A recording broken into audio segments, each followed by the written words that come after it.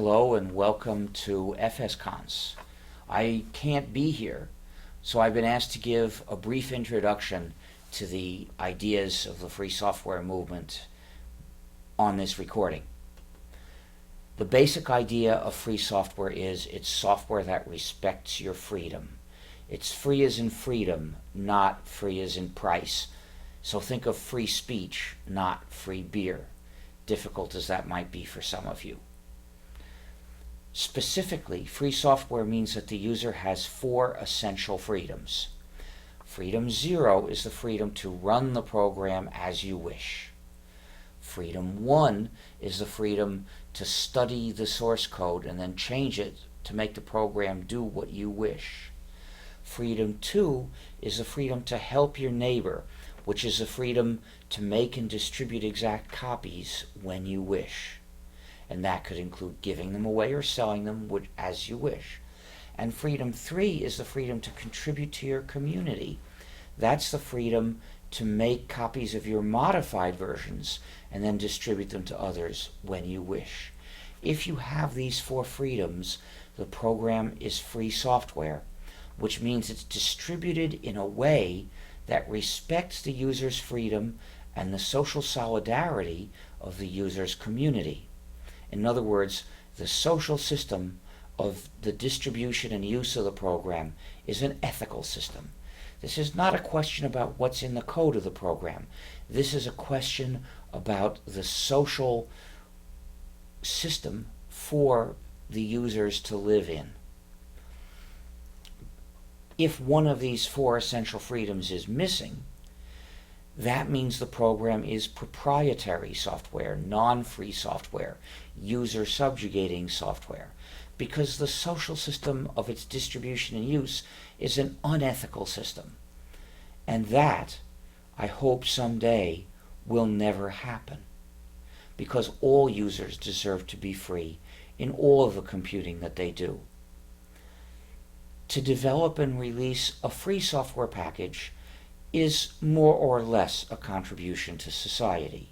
Some programs are more useful and some are less useful, but at least it's being released in an ethical way. But developing and releasing a non-free program is not a contribution to society. It's a power grab, and that's something that I hope someday won't happen anymore. Now, these ideas of free software are the basis of the free software movement, which I announced in 1983, even though it took me a few more years to get these ideas completely straightened out in my own head. But software is not the only thing that we can have copies of in our computers and use and redistribute. After years more of thought, I reached the conclusion that these same ideas apply to the other kinds of useful, functional, practical works that we can have copies of. For instance, recipes, educational works, reference works, text fonts, patterns for sewing, anything that lots of people can make use of to do practical jobs in their lives. Those works have to be free, because if you don't control the work that you're using, you don't control your life, and that's an injustice. And therefore, if you're using this work to do a job today, you've got to be free to change it today to do the job your way, to do the job you want to do. And then you've got to be free to publish your version tomorrow so that other people whose needs or practical interests are similar to yours can get the benefit of your improvements. And so these works essentially must be free. But there are other kinds of works that get published and that we can have copies of. Things like works of opinion or testimony, and art and entertainment. I don't believe that those works must ethically be free. I think that there is a specific minimum freedom that we must have, and that is the freedom to copy them and then non-commercially redistribute exact copies. In other words, the freedom to share the works. So I don't believe that these other kinds of works must be free, but I do believe that they must be shareable.